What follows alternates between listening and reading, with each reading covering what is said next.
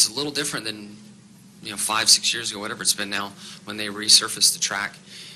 So we're still trying to find that magic where we can separate ourselves each time we come back. But I still feel like we're in that top 3, top 5 group week in and week out. And as long as Matt isn't winning, then top 3 or top 5 wouldn't be too bad this weekend. All right, we'll go ahead and open for questions. Please start with your name and affiliation. We'll start over here with Ben and work our way around the room. Jimmy, Ben White with Lexington Dispatch. Just a place to start.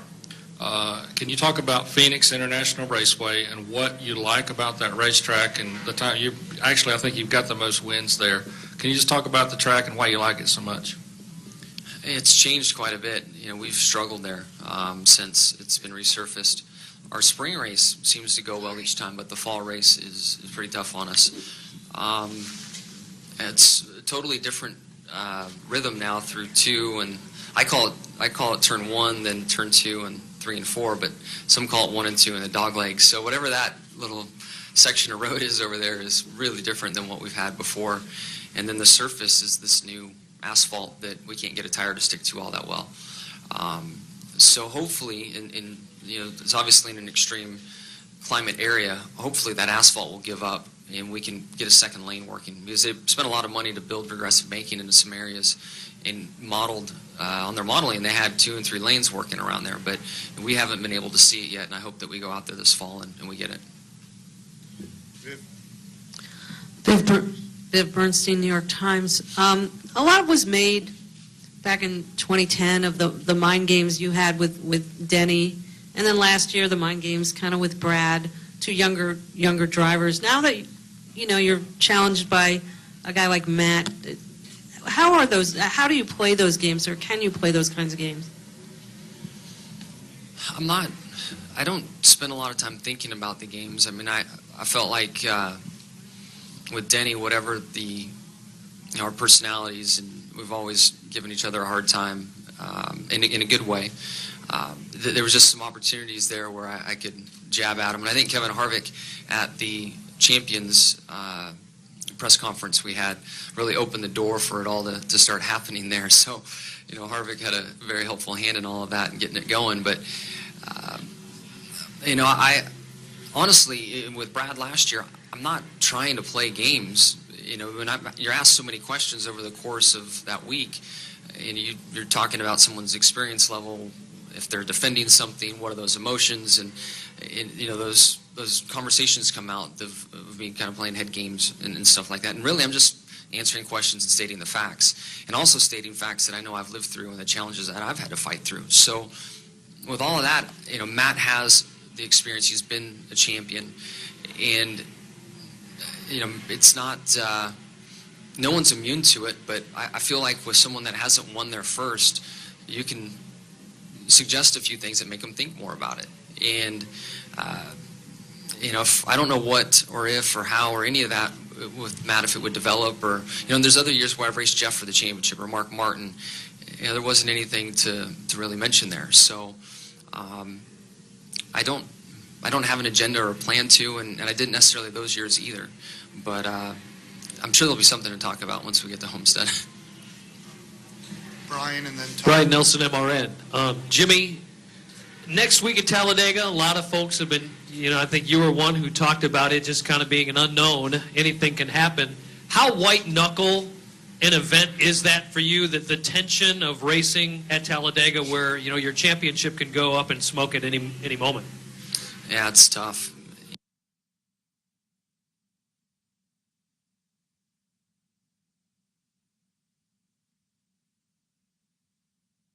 And with this rules package, riding is not the thing to do. You'll never get back to the front. So you've just got to go race and cross your fingers and go for it. Just hope that the lady luck's on your side and that you make it through. The guys that we're racing with right now in the championship historically go and race. They don't ride. So even if that opportunity was there, it would have forced our hand to race.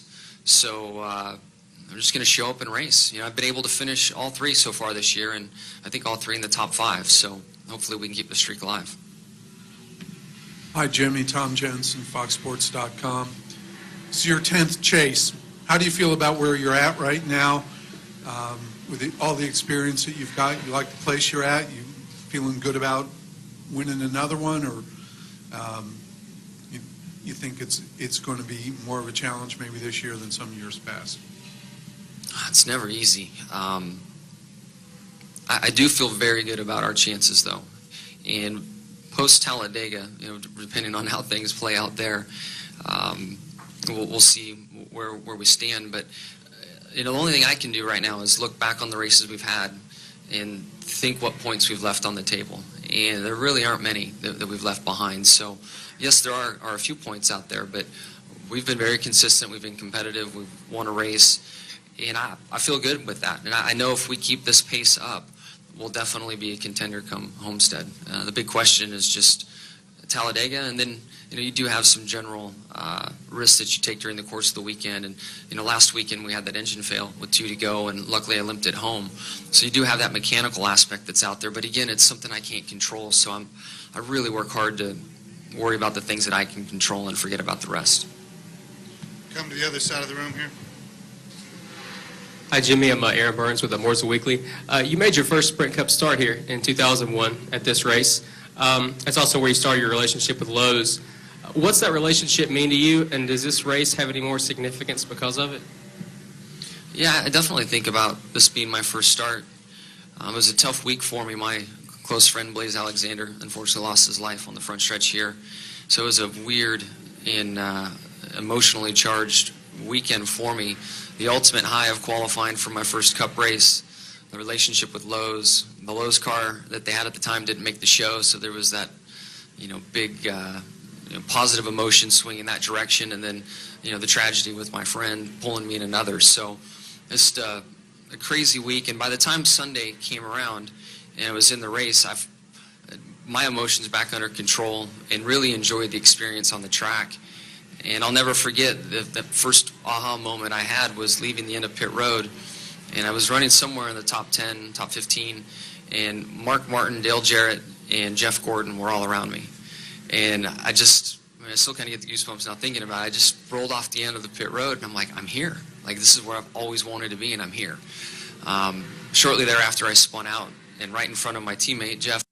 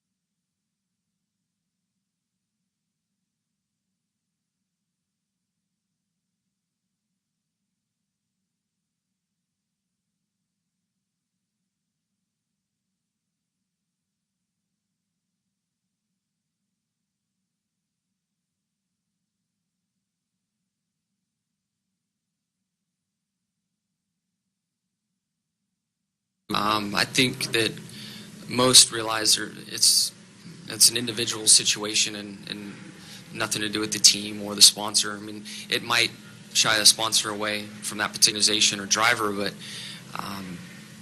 I would hope that it wouldn't impact any further than that. I guess there could be some repercussions there, but again, I hadn't thought about it too much in a global perspective for our sport. It's not good press, so it can't be helpful by any means, and it is pretty rare. And I think that's something we all kind of pride ourselves on, that we don't have a lot of that drama in our sport. So I'm sure there is a negative impact to a small degree.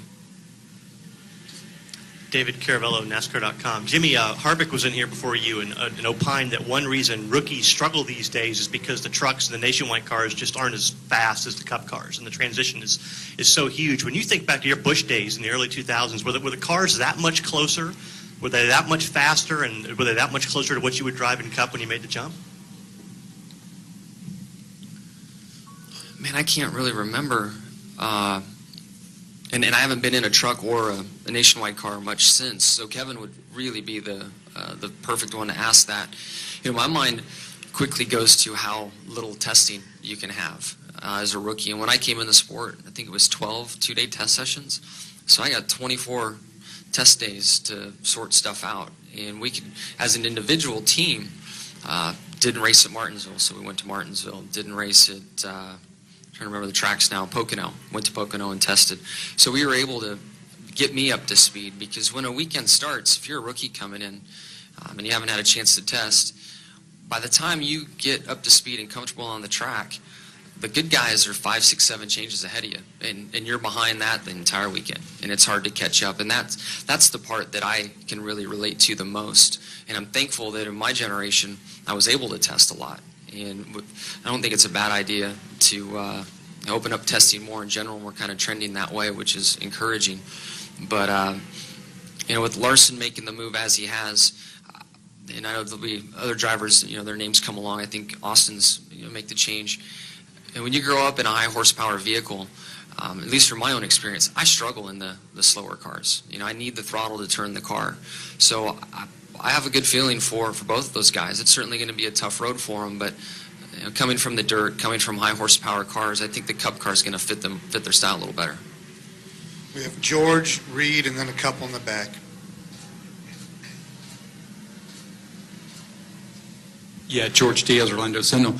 Jimmie, obviously there's probably no such thing as flipping a switch, but given the struggles that you had leading up to the chase, I mean, how good did you feel that, you think you'd be sitting here with doing as well as you've done in the first 3 races? Yeah, I honestly and genuinely felt like we had a great chance to win the championship when all that was going on. Bristol and Richmond, we don't have any tracks like that in the chase. The other tracks we struggled at, we were running very, very fast, competitive, fighting for wins, and had some weird things go on. So it did add a little stress. There's no doubt about it. When you have a new stat of your 4 or 5 worst races ever in the history of a team, it's not anything to be proud of. So there was a bit of, I don't know exactly what to call it, stress or frustration that went with that, but we genuinely knew that we would be fine once the chase started and got back to our tracks, good tracks, and had a little luck turn around for us. Reed Spencer with NASCAR Wire Service. Speaking of the engine at Kansas, did you guys figure out what the problem was? And have you ever had an engine come back like that after it started to fail on the final lap? I mean, it seemed like that might have saved you about 2 or 3 championship points and could make a difference. It really was bizarre. I was trying to manage how hard the car was shaking with my throttle inputs, and looking back on it all, I just got lucky with the parts that were failing. They decided to work in harmony for another 1.5 miles or something. I could use a lot more throttle and maintain that 6th position. But we had a big meeting on Tuesday, and they walked all the drivers and crew chiefs through. And it's amazing how thorough that things are in our engine shop. And we feel very comfortable and confident that they've got the issue sorted out that was in the valve train. So we're feeling good about it. All right, we're going to close in the back with Alan, Matt, and Marty.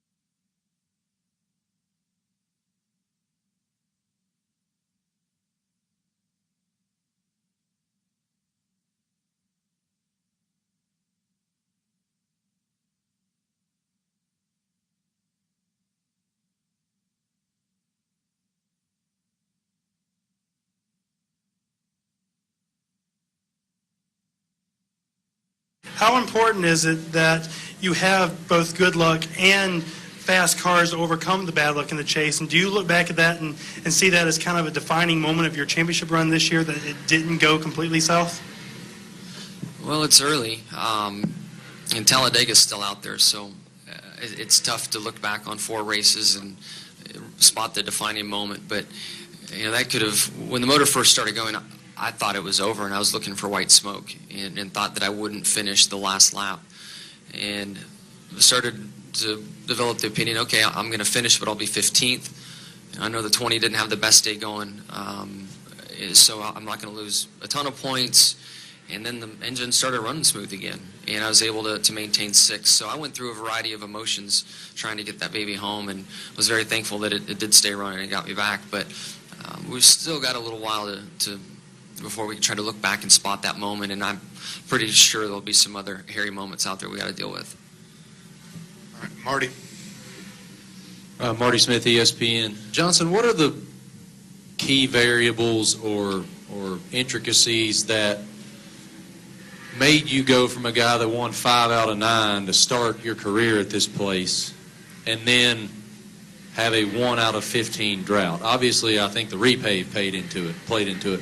But what were the other variables involved? Man, the overwhelming majority of it's repave, I think. We had a setup. There's a line that I ran, and you go back and look at the video, and I guess guys would have figured it out and explored and probably got better at it. But the old surface, the bumps, how tough it was to get around this place, just worked really, really well for me. And we were able to find a little advantage, especially on long runs. And now with the surface like it is, it's just far different. There really aren't any bumps. Very little fall off due to the tires. So within that is where it went. I think the majority of it went. And sure, teams get stronger. So I guess the other sliver to it is, guys getting stronger. I think Casey Kane and how consistent he's been here.